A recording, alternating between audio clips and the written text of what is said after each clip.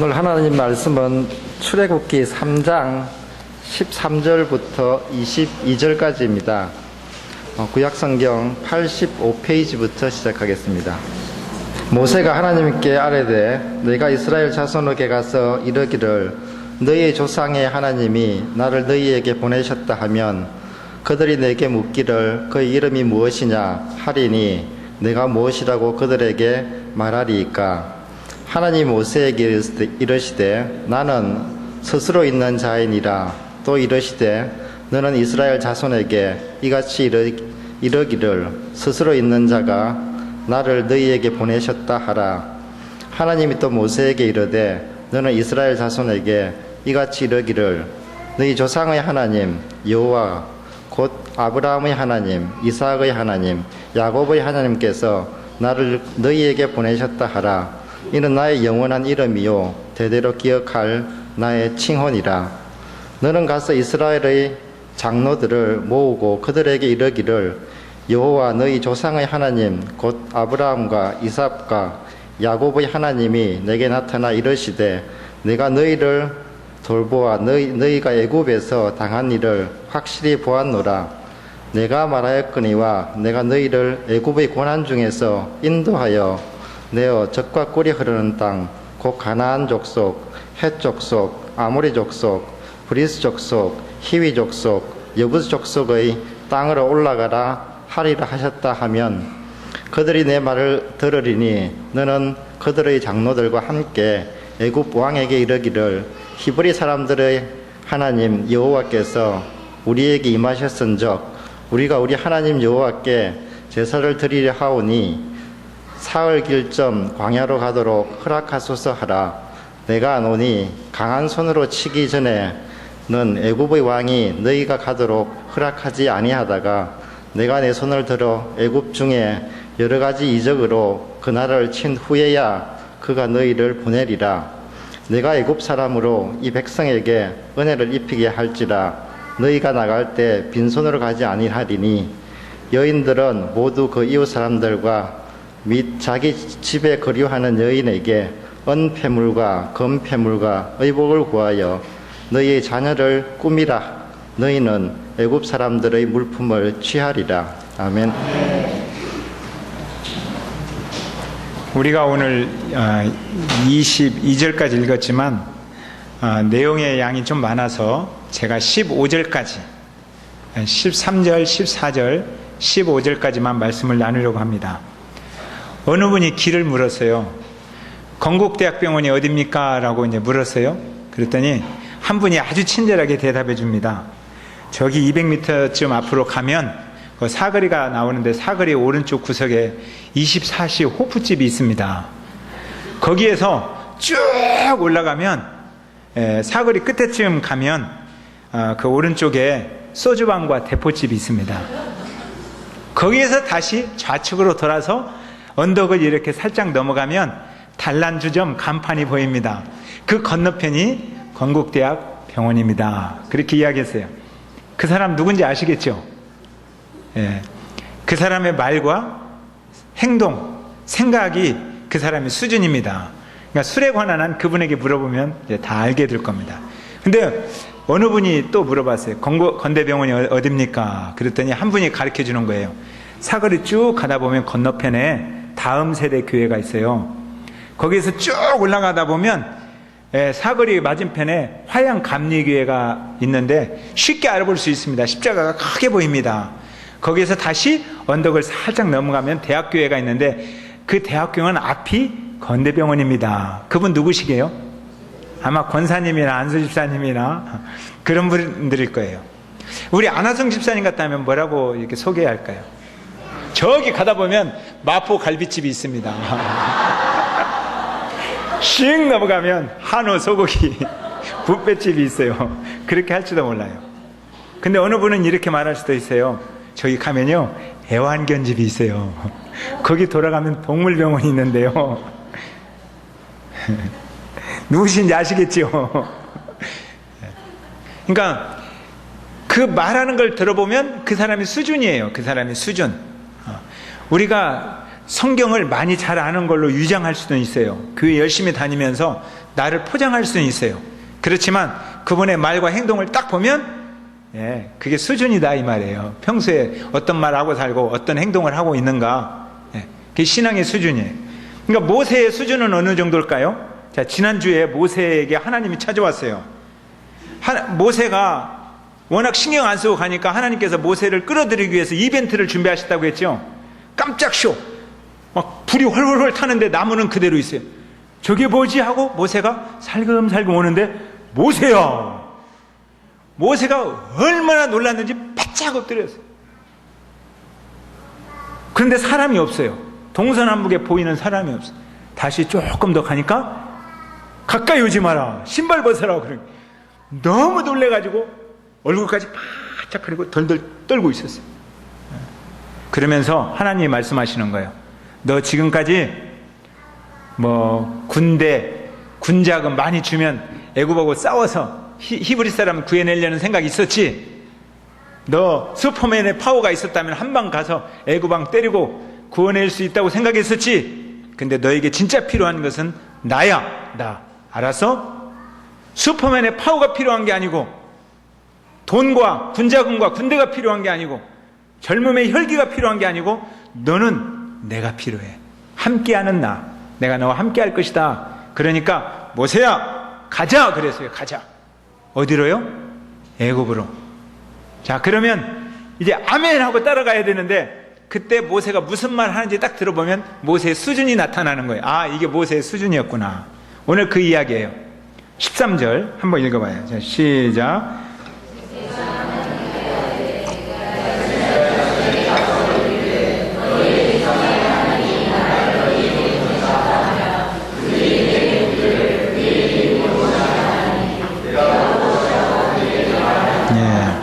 갑자기 모세가, 하나님, 내가 가서 하나님이 나를 보냈다 하면 저들이 믿겠어요, 안 믿겠어요? 웃기지 말라 하면서, 너 하나님이 이름이 뭐냐? 라고 말하면 내가 뭐라고 대답하죠? 자, 이 말은 모세가 알고 있다는 뜻이에요, 모르고 있다는 뜻이에요? 모세가 하나님의 이름을 알아요, 몰라요? 몰라요. 모르니까 가서 대답할 말이 없다 이 말이에요. 지금요, 내가 가서 너의 조상의 하나님이 너를 보냈다고, 그분의 이름이 뭐냐라고 물으면 내가 뭐라고 대답해요? 할 말이 없어요. 이런 뜻이에요. 그러니까 모세는 40년 동안 하나님이 누구신가를 고민했어요. 아브라함의 하나님, 이삭의 하나님, 야곱의 하나님이 누군가 고민했지만, 그러나 하나님을 잘 몰라요. 아직 몰라요. 그런데 내가 하나님이다 하고 나타났어요. 그러니까 모세가 얼마나 놀라겠어요. 모세가 떨려요. 그러나 그분을 하나님으로 받아들일 만한 믿음이 아직 없어요. 하나님이라고 나타났는데 너무너무 무서운데, 그래서 당신이 누구십니까? 라고 물어보고 싶은데 너무너무 무서워서 못 물어보겠어요. 가시나무는 타지 않고 지금 불은 활활 타오르고 있고, 거기서 메시지는 들려오고 있고, 바짝 엎드려서 무슨 말을 해야겠는데, 누구세요? 물어보려니 누구세요? 물어보다가는 맞아 죽게 생겼어요. 그러니까 빙빙 돌려서 물어봐요. 내가 가서 말하면 저들이 물어볼 텐데 누구라고 해야 돼요? 실은 당신이 누구십니까? 묻고 싶은 거예요. 그런데 그렇게 못 물어봐요. 그리고 누구라고 대답해야 돼요? 그러니까 하나님께서 아주 친절하게, 이제 하나님께서는 모세를 키워야 돼요. 하나님과 함께 가려면 모세의 신앙이 커야 되는 거예요. 근데 아직 신앙이 없어요. 그러니까 신앙을 키워주는 작업을 하시는 거예요. 그것이 14절입니다. 자, 14절. 자, 시작. 하나님 모세에게 이르시되 스스로 있는 자여, 또 이르시되 너는 이스라엘 자손에게 이같이 이르기를 스스로 있는 자가 나를 너에게 보내셨다 하라. 하나님의 이름이 뭐예요? 그러니까 하나님의 이름이 뭐예요? 나는 스스로 있는 자니라. 그래서 하나님의 이름은 스스로 있는 자입니다. 스스로 있는 자. 모세가 이런 이야기를 들어본 적이 없었어요. 한 번도. 애굽에는 신들의 이름이 있습니다. 굉장히 많아요. 태양신이 있고, 그리고 나일강의 물신이 있어요. 메뚜기를 다스리는 신도 있어요. 암흑을 다스리는 신도 있어요. 수도 없이 많은 신들이 있어요. 그러니까 그런 배경 속에서 모세가 자라왔어요. 근데 신의 이름을 몰라요. 그래서 누구십니까? 그랬더니 나는 스스로 있는 자니라 그래요. 이해를 못해 보세요. 예? 그런 모습을 보고 하나님께서 다시 자세히 가르쳐주는 내용이 15절입니다. 15절 자 시작. 하나님이 또 모세에게 이르시되 너는 이스라엘 자손에게 이같이 이르기를 너희 조상의 하나님 여호와 곧 아브라함의 하나님 이삭의 하나님 야곱의 하나님께서 나를 너희에게 보내셨다 하라. 이는 나의 영원한 이름이요 대대로 기억할 나의 칭언이라. 모세가 벙 쪄서 가만히 있으니까 하나님께서 다시 가르쳐 주시는 거예요. 스스로 있는 자, 아직 이해 못하겠니? 조상의 하나님 여호와라는 말을 처음으로 하는 거예요. 지금까지는 아브라함의 하나님, 이삭의 하나님, 야곱의 하나님 그런 이야기만 했어요. 그런데 너희 조상의 하나님 여호와, 내 이름은 여호와다 이 말이에요. 그러니까 여호와의 뜻이 스스로 있는 자다 이런 뜻이에요. 여호와다, 여호와다. 나의 영원한 이름이다. 변하지 않는다. 절대 변하지 않는다. 여호와. 하나님의 이름이 뭐예요? 여호와입니다. 따라서 해보세요. 여호와. 옛날에 어느 분이 저에게 질문했어요. 목사님, 성경에는 여호와라고 쓰여 있는데 어떤 분이 야훼 하나님 그래요. 이단들이 야훼라고 하죠? 그렇게 물어보더라고요. 아닙니다. 여러분들 야훼 하나님 들어보셨어요? 예, 좀 많이 안다고 하는 분들이 그런 이야기를 해요. 야훼 하나님. 본래는 히브리어는 모음이 없어요. 자음밖에 없어요. 그래서 진짜 이름이 야훼, 야훼. 야훼도 그냥 허허 이런 이름이에요. 야훼 이름. 그런데 히브리 사람들은 그 이름이 너무너무 무서워서 못 불렀어요. 그 이름이 너무너무 거룩해서 이름을 부를 수가 없어요. 야훼 부를 수가 없어요. 그래서 그냥 주님 이렇게 불렀어요. 주님. 그것을 아도나이 이렇게 부르는 거예요. 아도나이라고. 여기에서 나중에 아도나이 하면서 모음이 생겼는데 그 모음을 갖다가 야훼에다가 붙여가지고 여호와 그러는 거예요. 그러니까 더 정확한 이름은 야훼입니다. 그러니까 보통 좀 안다고 하는 분들은 야훼 그렇게 해요. 특히 구약학자들은 이 이름 그냥 야훼 하나님, 그냥 여호와 하나님 해도 우리 저기 권혁감 목사님 같은 분은 구약학자예요. 잘 들어보세요. 언제 설교할 때 보면 저분이 야훼 하나님께서 그렇게 할지 몰라요. 야훼가 더 정확한 말입니다. 그러니까 야훼라고 누가 한다고 해서 이단 아닙니다. 이단 아니에요. 야훼라고 하든 여호와라고 하든 지금 우리가 부르는 그분이 우리가 사랑하는 하나님의 이름입니다. 아멘? 하나님. 야훼 하나님. 여호와 하나님. 그러니까 스스로 있는 자다 이거예요. 이 세상에 있는 모든 피조물은 스스로 있는 자가 아닙니다. 의존적인 존재다 하는 거예요. 아기가 어때 사람이 스스로 있어요. 만물의 영장이 사람이라고 사람들이 그래요. 그러면서 사람은 하늘이다. 뭐 그런 이야기도 하고 그런 종교도 나오고 그래요. 근데 사람은 의존적인 존재입니다. 엄마 아빠가 있어야 태어나죠. 그리고 그 아이가 자라면서 엄마 아빠의 도움을 받아야 돼요. 다 크면 혼자 독립할 수 있을까요? 제가 그 목요일 날 전화를 받았어요. 목요일 날. 예, 아들이 이렇게 학교에서 이렇게 쓰러져 가지고 119로 실려가서 병원에 입원했다는 거예요. 그래서 여러 가지 검사도 하고 그래서 돈이 필요하고 돈을 좀 보내주고 그러라고 이제 전화를 받았어요. 제가 마음이 좀 당황스럽겠죠? 그래서 즉시 경산을 내려갔어요. 근데 의사 선생님을 이렇게 만나보고 그러니까 예, 이상이 없대요. 아들 이름이 이상인데 이상이 없대요. 말이 좀 이상하죠? 그냥 동물을 이렇게 하다 보니까 털 알러지가 있어서 이 숨이 좀 막히고 또 스트레스 같은 걸 많이 받아서 장이 꼬였대요. 그래서 괜찮다고. 말짱하더라고요. 또 태어날 때쯤 보니까 말짱했어요. 그렇지만 26세의 남자입니다. 청년이에요. 의존적인 존재다 이 말이에요. 의존적인 존재다. 그러면 좀 더 성장하면 의존적이지 않을까요? 예를 들면 박수근 안수집사님 정도 되면 어때요? 의존적이지 않고 잘 독립할 것 같죠? 아마 이수영 집사님이 오늘 가서 몇 마디만 이상한 말만 하면 그냥 어디 가서 꼬라박고 죽고 싶다 그런 이야기 할 거예요.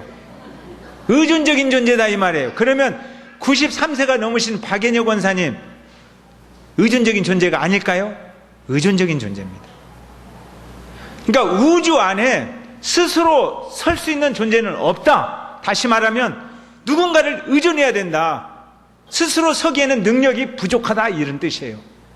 능력이 부족하다. 그러면 스스로 존재한다. 이 말은 능력자다 이 말이에요. 전능자다. 그러니까 하나님만 전능하신 분이고 우주 안에 있는 모든 피조물은 의존적이다. 상호 의존적이다. 그런데요, 사람이 얼마나 교만한지요. 이렇게 의존적이면서도 자기가 대단한 사람이라고 생각합니다. 그래서 독립적인 존재라고 뭐든지 할 수 있다고. 천만에요. 사람은 의존적인 존재입니다.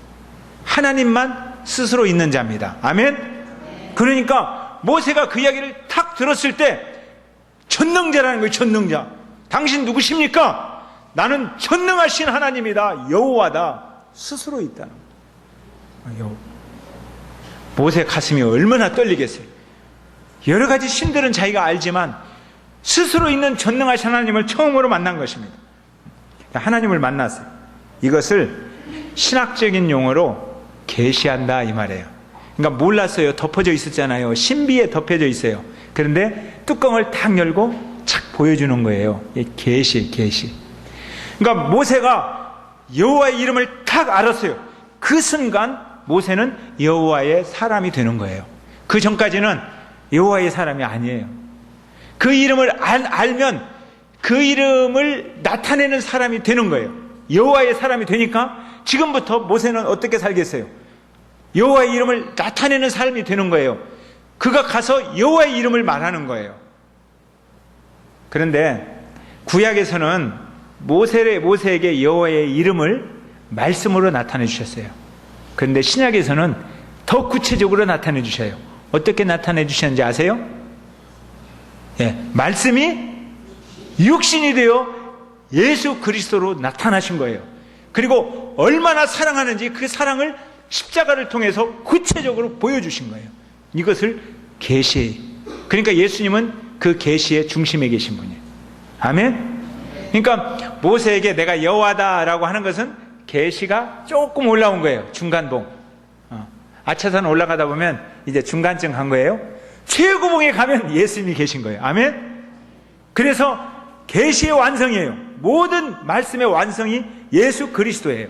아멘? 우리는 그 계시를 본 거예요. 와 하고 그 계시를 딱 보는 순간 어떻게 되는 거예요? 그 계시에 속한 사람이 되는 거예요. 예수님의 이름을 딱 보면 그 이름 예수님 하고 부르면 우리는 예수님께 속한 사람이 된다는 거예요.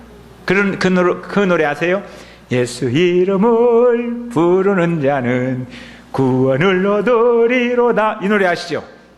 예수 이름을 부르는 것이 그분에게 속한 것이요 그분의 이름을 나타내는 사람이 되었다. 이런 사람을 우리는 그리스도인이다 이렇게 말하는 겁니다. 자, 예수 그리스도에게 속한 사람은 예수님을 나타내는데 이 세상 살다 보면 예수님께 속했다고 하면서도 예수님의 이름을 나타내지 않는 사람들이 있습니다. 그 이름의 가치를 욕되게 하는 거예요. 제가 한번 제 이름을 나타내 보겠습니다. 여러분들에게 아니면 다른 사람들에게 내가 그리스도인, 그리스도에게 소속된 예수의 이름을 부르는 그리스도인 이준행입니다. 이렇게 말했어요. 그러니까 주변 사람들이 저를 보면서 어쩐지 처음 만날 때부터 당신은 뭔가 특별했습니다. 역시 그리스도인은 대단한 사람입니다. 이렇게 말하면 제가 그리스도의 이름을 그 가치를 높이는 사람이 되죠. 근데 내가 다른 데 가서 나는 그리스도인입니다. 예수께 속한 사람입니다. 하나님의 사람입니다. 그랬더니 바로 말하는 거예요. 당신이 믿는 하나님이라면 나는 안 믿고 싶소. 당신이 나타내는 하나님, 나는 그 하나님 싫어요. 이렇게 말한다면 저는 그 이름의 가치를 땅에 떨어뜨리는 사람이 됩니다. 십계명 보면 제 3계명에 그런 말씀이 있습니다. 너는 내 하나님 여호와의 이름을 망령되이 일컫지 말라. 그 이름의 가치를 함부로 사용해서 땅에 떨어뜨리지 말라 이런 이야기예요. 자, 예수님께서는 그 예수님의 이름을, 하나님의 이름을 얼마나 소중히 여겼는지 우리에게 기도를 가르쳐 줬어요. 주님이 가르쳐 주신 기도가 뭐죠? 주기도문.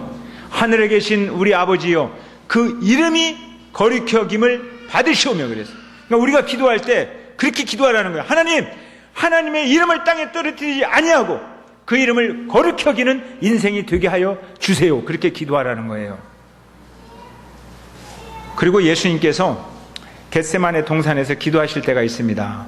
잡혀 돌아가시기 전날 밤에 기도하셨으니까 그 기도는 전심을 다해서 간절히 드리는 기도예요. 근데 그분이 그렇게 기도하셨습니다. 세상 중에 내게 주신 사람들에게 내가 아버지의 이름을 나타내었으며, 이렇게 말합니다. 아버지의 이름을 나타내었고 내가 아버지의 이름을 그들에게 알게 하였고 그들이 아버지의 이름을 나타낼 것입니다. 이렇게 기도해요. 그러니까 예수님의 사역은 하나님의 이름을 나타내는 사역이었다는 거예요. 그 이름을 나타내는 거. 자, 그러면 이제 질문해 봅니다. 여러분들은 그 정도 질문에 답할 수 있는 수준이 다 됩니다. 스스로를 아니까. 여러분은 하나님의 이름의 가치를 나타내는 삶을 사십니까? 아니면 시시때때로 그분의 이름을 땅에 떨어뜨리는 그런 인생을 살고 있습니까? 여러분이 답해야 돼요. 바울은 우리를 그리스도의 편지다 그랬어요. 그리스도의 편지라는 것은 그리스도를 나타내는 사람이다, 이런 말이에요. 그리스도의 사신이다 그랬어요. 그리스도를 나타내는 사람이다, 이 말이에요. 그리스도의 향기다 그랬어요. 그리스도를 나타내는 사람이다 그랬어요. 세상의 빛이다 그랬어요. 그리스도를 나타내는 사람이라는 거예요. 우리는 그리스도를 나타내는 사람이에요. 그래서 우리는 성경을 보면서 하나님, 어떻게 그리스도를 이 땅에 나타낼 것입니까? 이렇게 고민해야 돼요. 근데 우리들은 성경책을 보잖아요. 여러분들 성경책 자주 봅니까? 안 보는 사람도 있을지 모르겠어요. 자, 그런데 세상 사람들은 성경책 봐요, 안 봐요? 안 보지요. 그러나 그들도 성경을 읽어요. 누구를 통해서? 우리의 삶 속에서 나타나는 그리스도를 통해서, 아하, 저것이 성경이구나, 이렇게 읽는 거예요. 그러니까 우리는 이렇게 기도해야 돼요. 하나님, 내 삶이, 내가 그리스도를 나타내는 이 삶이 한 장의 전도지가 되게 하여 주시옵소서. 이렇게 기도해야 되는 거예요. 전도지 막 나눠주면서 엉터리로 살지 말고 내 삶이 전도지가 돼야 된다니, 내 삶이. 이게 그리스도를 나타내는 삶이에요. 모세가 여호와 하나님이라는 여호와의 이름을 아는 순간 그분과 관계가 형성이 되어지고, 여호와 하나님, 그 이름을 부르면서 손을 들 때 하나님과 손잡힌 그 손이 되는 거예요. 붙잡힌 손이 되고. 그리고 모세는 지금까지 80년 인생을 살아왔어요. 그러나 80년 살아온 인생은 끝! 그리고 여기서부터 새로운 삶이 시작되는 거예요. 이것을 변화라고 부르는 거예요. 여호와의 이름을 아는 순간 그는 지금까지 80년 살아왔던 인생의 삶의 방법과 가치관, 이런 것을 다 버리고 새롭게 사는 거예요. 그래서 여호와의 이름을 나타냅니다. 그가 여호와의 이름을 들고 애굽에 갔을 때 여호와의 이름이 애굽의 신들을 부숴내는 거예요. 나일강의 신을 부숴내고 태양의 신을 부숴내고, 그래서 빛을 감추게 만들고 메뚜기를 다스리는 신들을 부숴내고 여호와의 이름이 막 부숴내는 거예요. 그리고 이스라엘 백성들을 데리고 나가면서 홍해를 가르는 거예요. 그냥 여기 주목하세요. 애기가 울어야 애기지, 울지 않으면 애기 아니잖아요. 그죠? 아, 애기도 하나님께 예배를 드려야 되지. 아멘. 예, 우리만 예배 드리면 되겠습니까? 애기도 하나님께 예배 드려야 돼요. 예, 그러니까 애기가 우는 것은, 여러분들은 찬양할 수 있지만 애기가 우는 건 하나님 찬양하는 소리예요. 그렇게 알아들으면 돼요. 자, 여기 집중. 예. 모세가 여호와의 이름을 들고 광야에 가서 반석을 깨트리면 여호와의 이름이 물을 내는 거예요. 적군이 막아서면 여호와의 이름을 앞에 세우는 거예요. 그러면 여호와 니시가 되는 거예요. 그래서 여호와가 그 백성을 이끌고 나가는 거예요. 여호와를 나타내는 거라고. 병든 사람들이 있어요. 거기에 여호와의 이름을 나타내면 여호와 산마가 되고 치료가 되는 거예요. 그래서 여호와가 나타나는 거예요. 그러니까 여호와를 아는 순간 모세는 여호와의 이름을 나타내는 사람이 되었다, 이 말이에요. 아멘. 자, 그러면 여러분들은 여호와의 이름을 나타낸 사람입니까? 그리스도의 이름을 나타내고 있느냐는 거예요. 아니면 그 이름을 추락시키고 있느냐는 거예요. 내가 그리스도의 이름을 많이 추락시키고 있다. 이런 사람들은 광야로 들어가야 돼요, 이제요. 아, 내가 모세처럼 광야로 들어가야 되는 거구나. 40년 동안 모세가 광야에서 뭘 했어요? 버리는 훈련 했잖아요. 내려놓는 거. 내 힘으로 안 되는 거구나 라는 걸 깨닫는 거였어요. 모든 걸 다 내려놨어요. 그리고 거기서 기다렸어요. 그러니까 우리도 광야로 들어가야 돼요. 어떤 나이 지긋하신 안수 집사님께서 간증문을 썼어요. 근데 그 간증문이 너무 은혜로워서 여러 사람들, 목사님들에게 보내줬고 저에게도 왔어요.